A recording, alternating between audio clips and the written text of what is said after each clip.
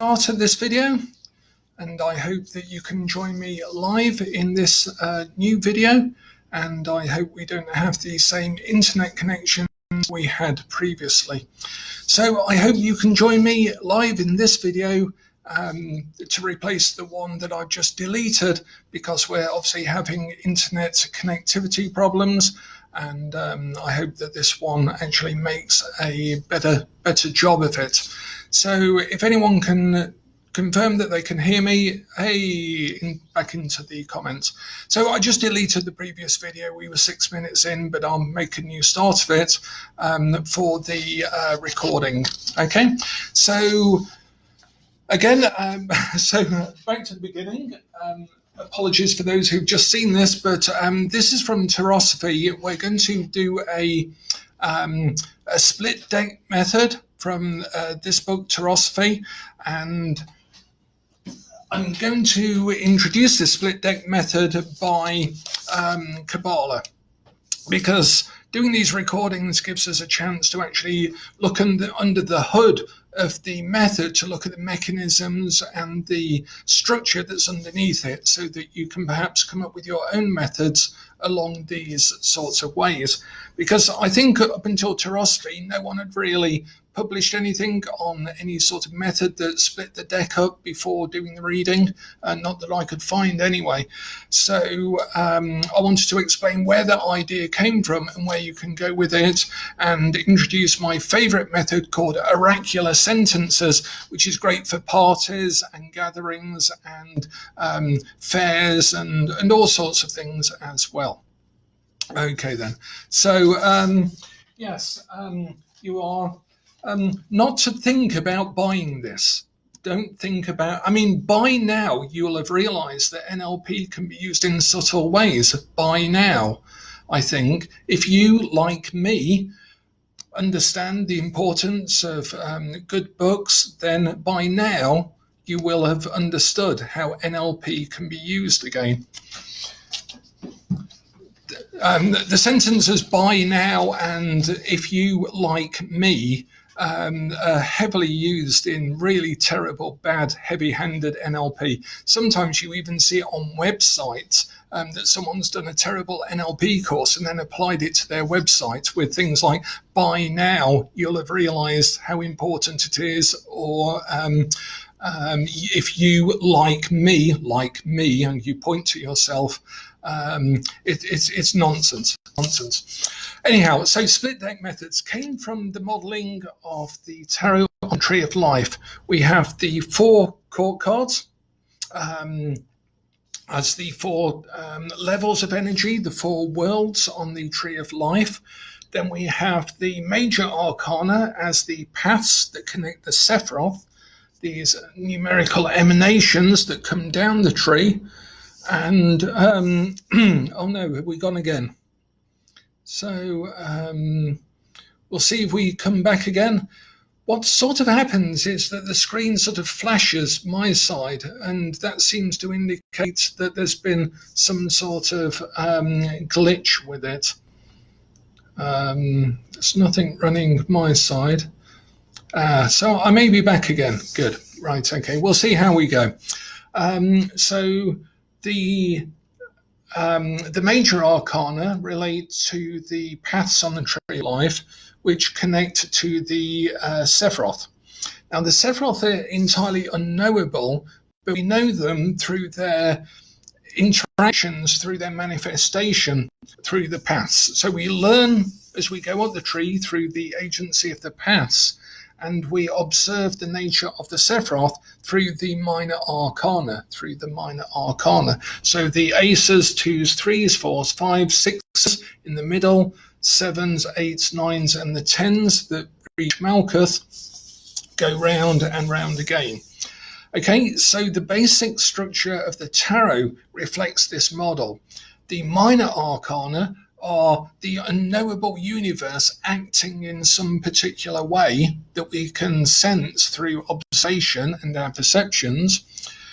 The major arcana are our own archetypal learnings as we go up the tree and connect Malkuth and Kether together in our experience. And the court cards are the 4 levels of energy by which this whole mechanism works, unlike the internet. So that's basically how the map works. But then I thought, well, why, when we're shuffling a tarot deck, then we're basically shuffling the whole tree of life up in order to make a reading. Wouldn't it be easier to actually split that out a little bit? And that's where the whole idea of a split deck method came from. Now, in order to do a split deck method, at a party, if I'm getting drunk enough and want to do readings for people but don't want them to be too serious and I need them to be quick, then what I do is I split my deck into 3 piles, which are the court cards, the minor cards, and the major cards. So 22, 40, and 16 cards. Okay, so I split my deck and I lay it out on the table and I adopt full-on sort of mystical Marcus mode. And what I do is I ask someone to sit down and I say, the oracle will now speak, and I draw a major card, I draw a minor card, and I draw a court card. But I do it in this order.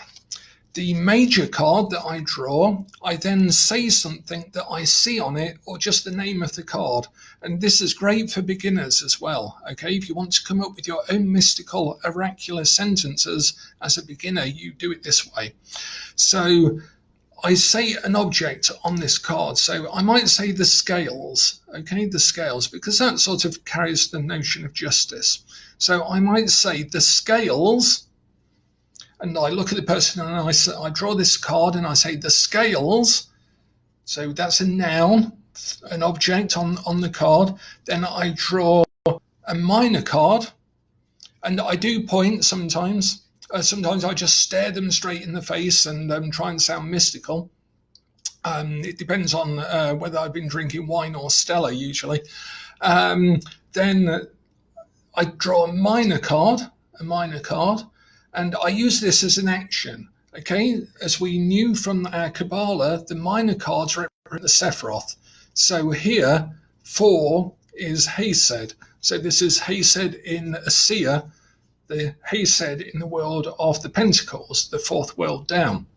So it shows love basically constricting the world of action, because Hesed is quite a negative thing if it's not made active. So here 4 is this is sort of, loving your collection of things and holding on to them even if they have no value because you can't spend them or anything. Okay, so yeah, the pips do the work, that's it. And so, as Diane's saying, so if here I would say grasp, okay? So grasp is the word that I would say for this card. So I would say the scales grasp, and then the way in which the scales do that, grasping, if I do it that way around. So the scales grasp. So we've got a noun and a verb, an action word. So the word is to grasp. And then the way in which they're doing, which I double checked, as I always do every single time I teach this method, whether it's an adjective or an adverb, but it's actually an adverb because it applies to the action and not the noun, the verb and not the noun. So the court card that I pick tells me how it's doing it. In what way is it grasping? The scales grasp powerfully, okay? So that's the word that comes up for me for the King of Wands from the court cards. So I simply say to the person, here is your oracle. The scales grasp powerfully. Now you can go, begone, the oracle has spoken. This is your oracle, whether it makes sense or not. This is your secret oracle, okay? So it's a good way of coming up with a oracular sentence. The scales grasp powerfully. Now, there's a trick to this, which I want to teach you today as a bonus to come up with an even more oracular sort of sentence. And that is to put the word but in between. Okay, and then do it again. So here's something I prepared earlier. So oracular sentences. The noun, verb, adverb, which is the major, the minor, and the court card, or the thing does this in this way. The thing does this in this way. Okay? And that's the basic structure of an oracular sentence. The thing does this in this way. The major arcana thing does minor arcana action in the way of the court card. But then we do it again. And that gives us our second oracular part of the sentence. Okay? So I hope I'm still going. So just to refresh, in case we've had some freezing, the scales grasp powerfully. The scales grasp powerfully. And to go back, all of this is in Tarosophy. It may be in other books, but hopefully it is in Tarosophy. Is anyone having this freezing? Oh, frozen, let it go, let it go. I'm hoping it is actually recording it, even if it's not delivering it. So hopefully the recording will be okay. But again, for those that missed it, it's this is a split deck method. I think it's in Tarosophy. If not, I'll find which of the other books it is in. Okay, so again, we're doing the scales grasp powerfully, the major arcana, minor arcana court card, but then we do it again. So we pick a major card again. So I'm not because I don't know my own method, because my screen keeps flashing, which seems to indicate that it's freezing or not. But I'm back again. Jolly good. So where were we? The scales grasp powerfully, but the fool, I might say. So I can just use the card. I could say the dog or the rose or the sun or anything. The fool rides stealthily. Okay, I've just picked those at random. So the fool rides stealthily. So this gives us our verb, what is happening in the card, and this gives us our adverb, in what way is that happening. It's an adjective if it applies to the noun, but it's an adverb if it applies to the verb, the doing card. So the boy is noisy is an adjective, whereas the boy shouts noisily is an adverb. So here we have a oracular sentence then for this person is the scales grasp powerfully, but the fool rides stealthily. The fool rides stealthily. Okay? And that does sort of make sense, that the scales, you're balancing things up, but you're grasping it too powerfully, so you need to be more like a fool and ride carefully and stealthily. And indeed, it is 3 piles. Let's go back to the beginning. 3 piles of cards. We have the court cards, the majors, the minors, and then the court cards as 3 separate piles that I lay out on my table at a oh yeah, exactly, yeah, 3 words, 3 shots next querent for the oracle. And I do sort of lay heavily into the oracular nature of this. It's good fun, particularly if you're drinking a little bit and just want to kick back a bit, but it's also good for practice as well, because in a sense, because it's based on the then what you're learning is, in effect, the structural cards for the Tree of Life. And this is another secret that I can sort of share in the videos, that all of the methods that I teach, all of the methods in the books, no matter, even if it's one of Tali and I's Andrea Green books, we design them to make sure that people are being taught the basic language of mysticism and spirituality and esotericism right from the beginning. I don't want one of my students 5 years later to have wasted 5 years of study when in fact they could be learning all sorts of really deep stuff right from the beginning. And then later on, if they progress, they can actually then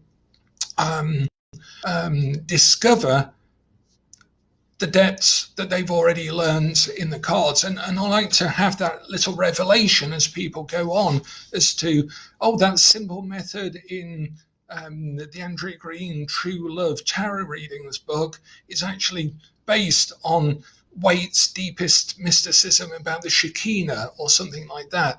That all of the structure of our teaching is designed specifically to resonate up the levels.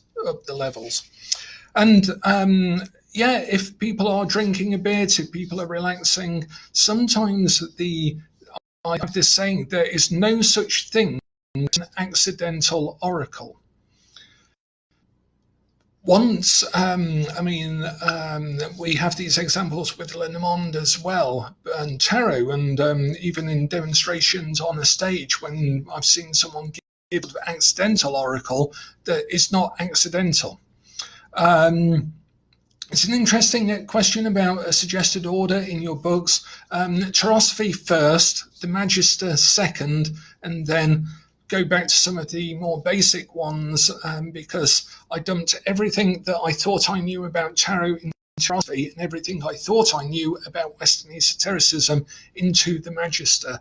So those are like my deathbed books, as I call them, of all of the lessons I've learned that I think are useful over the last 45 years, all of the mistakes I've made, all of the things I think could shortcut things for people. I dumped into those two particular books. But then obviously we backtracked to I think The Secrets of the Waite Smith Tarot is a good book to start with as well. And I think it's a good question, because I think we've written, both myself and Harley together have written over about 54 books, not including the Andrea Green ones. So I'm not quite sure there's a specific order in them. Some of them are quite, the book we're proudest of, the book we really love from a spiritual point of view, is Abiding in the Sanctuary. That is, if you read the two stories at the start of that, of what we both went through whilst we were having that book revealed and written through us, that's probably one of my favourite and deepest, that sounds a bit pretentious, deepest books, but I really felt that we were touching on something quite powerful being revealed through that particular book. So anyhow, let's do another oracular sentence with our but in between, if you'll pardon the pun. The something does something somethingly, but the something does something somethingly. Okay? Major, minor chord card. So here we go. Let's do it again.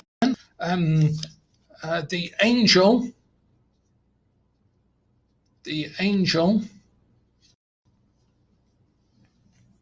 hangs. Oh no, hang on, I've done that wrong. There we go. It's because I'm watching. I'm trying to watch the feed as well as doing the readings. So the angel invites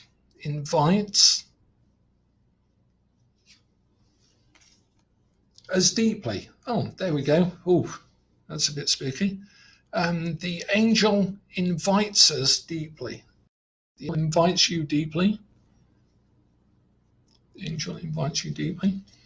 The Tarosophy is printed. It's available if that's the book that Debbie Freeman's referring to. So the angel invites us deeply That's a nice one. Very appropriate. But the sacrifice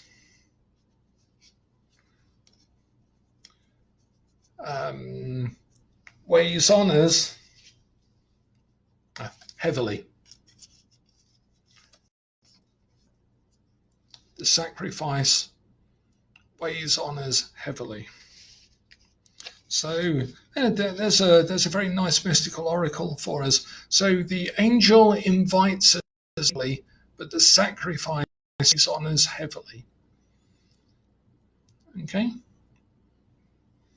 And you can see that we can come up with, quite mystical, enigmatic sentences sometimes. And this is a message for all of us, actually. So that message is for all of us, for the August order of hermits that we are now. So I was going to say, sometimes these accidental oracles can happen. One that I did had something like the sun speaks clearly, but and then it was like nature, because it was the Empress, listen, or something like that. Okay. But the person was really shocked because I thought I was talking about the sun. They heard their son, their actual offspring, their child, their son son. And the oracle really, really hit them hard. So sometimes, again, there's no such thing as an accidental oracle. When I said the sun does something, something, like the nature, something, something, something, it was the sun. Okay. I was just thinking of another example. There was a Lenormand reading I once did where I said something like, the man is in the house of the child under the woman. And for the person, they just burst into tears. The guy burst into tears because of all of his relationship issues related to his inner child and his relationship to his mother and so on. And I was just literally stating where the cards were in the house. And so sometimes there is an oracle in those moments when you're not present, when you're not thinking, because that is when that voice is actually spoken. Okay, so does that make sense? I hope even in the recording that it makes sense that we split our deck into majors, minors and court cards, and then we just read them very quickly. An object from the major card, an action from the minor card, and a adverb, a description of how it's doing it from the court card. Okay. So I think I was going to give us another example, but I so liked the last example that I just want that to sit with us. So the angel calls deeply, but the sacrifice weighs on us heavily. I think that's powerful. So I'll post a link to the Abiding in the Sanctuary. It's one of our probably the most expensive book, along with the research that we did with Derek Bain, who provided a load of research about the Golden Dawn Tarot and all of the Golden Dawn notes from the original archives. And that book is called A New Dawn for Tarot, and that has about 50 or 60 photos of the original Golden Dawn notebooks and some beautiful diagrams and things for people who want to study the origins of the Golden Dawn Tarot. Six card reading, yes, you just do six cards. So so 6 cards. Okay. Right, now for our bedtime story, I did want to tell you a story about the Steamroom vampire. And we're not going to read from Invisible Cities tonight because I wanted to tell you this personal story, because I think I was reading several conversations in the Facebook group about psychic vampires. and people who drain your energy. And I had a particular experience of this that it's one of my favorite boring stories to tell at parties. Whilst we're talking about parties, I keep thinking about parties because no one is allowed to meet each other at the moment. And I think we're all probably feeling the strain of that, even for those of us who are not very social. So I used to go to a leisure centre and do karate and go to the gym and go swimming. But after a while, I used to basically go to the spa there because I was working reasonably hard at the time, driving a lot, and I really enjoying the spa. So noun, major, verb, minor, adverb, core. Brilliant. Yes, that's exactly it. Perfect. So I love the steam room. I used to love the sauna. I used to love the freezing cold plunge pool, and I used to like swimming at that particular time. And I remember a particular time, which I'm going to tell you the story of, about the vampire, because I went to the steam room and there were about, I'd say about 7 people in there already. So it was quite full. One of these sort of steam rooms, just with chairs that went bench that ran along the walls, so 3 walls, and the door going in. And hello, Russell, who's there. So I went into the steam room, and it was full of steam, full of people, and I sat down, couldn't see anyone's faces or anything, totally lost in steam. And I'd obviously walked into the middle of a conversation, and the conversation was between a woman who was off to my far right and a guy who was closer sat to me. And the conversation appeared to be that they didn't know each other. But it went a bit like this, and this is almost word for word as far as I recall it. The guy was talking about an accident he'd had and the fact that he'd been out of action for a while and that he was quite sporty. And so he'd said something like, I've not been into the gym for several weeks. And the woman's voice from his other side went, oh, that must be terrible. And the guy said, well, not too bad. It is a bit frustrating. And she said, frustrating? I'd be so frustrated about that. And the guy said, well, it was okay because, I was exercising and managing to exercise, but not as much as you would have been, surely, not with that sort of accident or injury. And the guy was, I could feel him literally recoiling as this woman was amplifying his discomfort and the negativity. And I thought, is this sort of psychic vampirism or not? What is quite going on here? So I just relaxed and carried on listening. And at one point, the guy said something like, and I've not been able to, I was going to do the marathon this year, and I wasn't able to do that because of falling off my bike or whatever he'd done. And the woman said, oh, kill myself if that happened to me. And I just couldn't believe it. The guy was absolutely innocently being drained of his energy and his will to live minute by minute in the steam room. And I sort of listened in. I thought, okay, well, I've got my NLP, negative Nancy radar energy vampire. I've got a really good example of this now, almost word for word. And then I suddenly thought, oh, hang on, if everyone is in the steam room, no one will be in the sauna. Brilliant. So I skipped out of the steam room, headed straight across the little tiled area to the empty sauna. I thought, oh my God, this is great.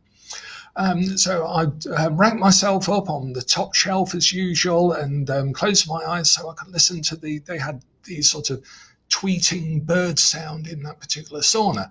I was just lying there, relaxing with my eyes closed. I heard the door open, someone come in. They quietly lay down on the bench just below me and stuff like that. And then I had my eyes closed, and out of the corner of my eyes, I sort of heard this voice, and this voice went, "I've just heard the most terrible story." And of course, I opened my eyes, and it was the energy vampire. Not only had she been content to have drained this poor sap in the steam room, who I imagine was like this, when the steam cleared, was this withered sort of prune-like creature who'd been left there. She had then come to find another victim on which to then inject all of the negativity. And I suddenly thought, this is how they work. It's not just that they are energy vampires, they are actually energy projectors as well. They have this skill, because otherwise they'd be sat with all of this negative energy.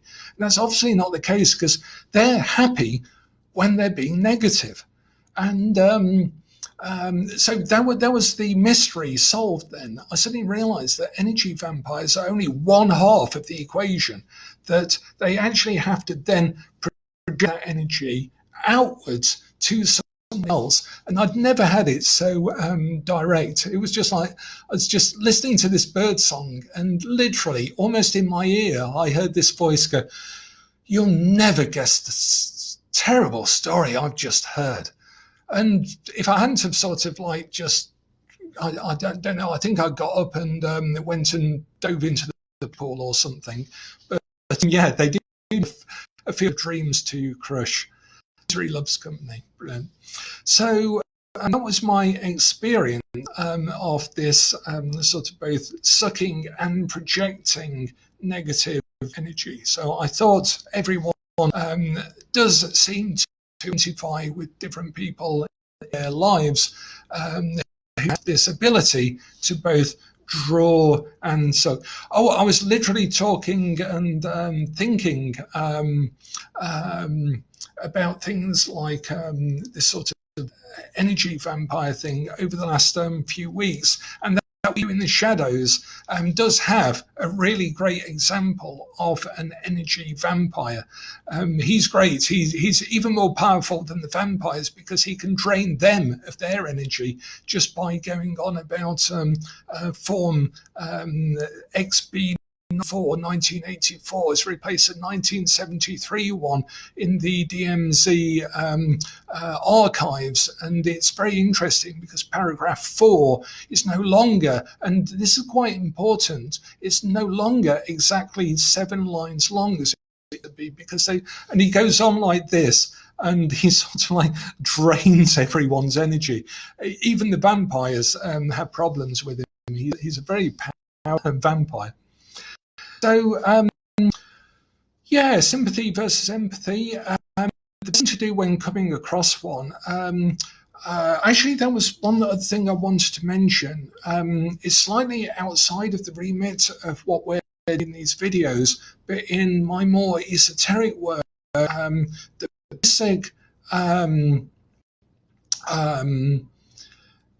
methods of Western esotericism, there's a number of them. There's an observance, usually, for example, what's called Liber Resh, where we observe the sun in its stations as it goes through its phases.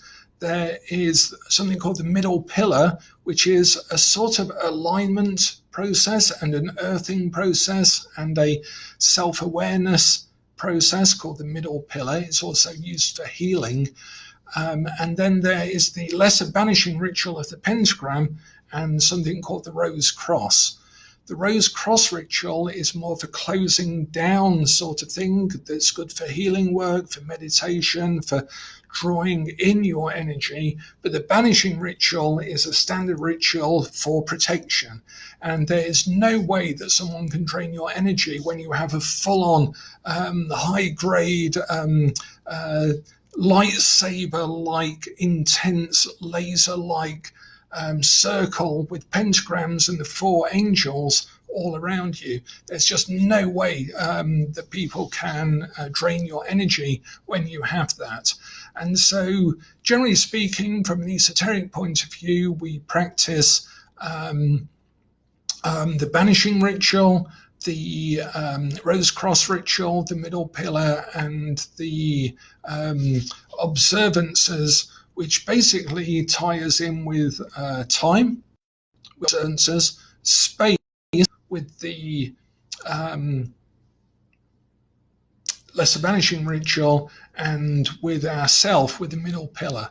So again, I explained this in my book called The Magister, which is a load of esoteric stuff, but in our Crucible Club that we have as a self-study course, which is 12 months of self-study work in the Western esoteric tradition, and I'll put a link to that if anyone's interested in that line of work. That's where I really teach things like the middle pillar, the rose cross, the banishing ritual, and everything else more esoteric. So in effect, I didn't need to do anything with that person, because if you do a banishing ritual most of the time and practicing it a lot, it sort of tends to almost like shielding. It comes up automatically. I've even had the banishing ritual happen in my dream. If I've had a really negative nightmare or something and some critter has been present, then I tend to find myself waking up with a pentagram in front of me automatically. Okay, so okay, so that was the story I wanted to tell about our steam room vampire. If you have similar stories, then please do share them. And I wanted to just cover today the oracular sentences. And again, the book for that, this is not particularly a sales pitch for the book, but please, quite often I've seen more recently in the Facebook group people asking questions that are hidden inside the books. I.e.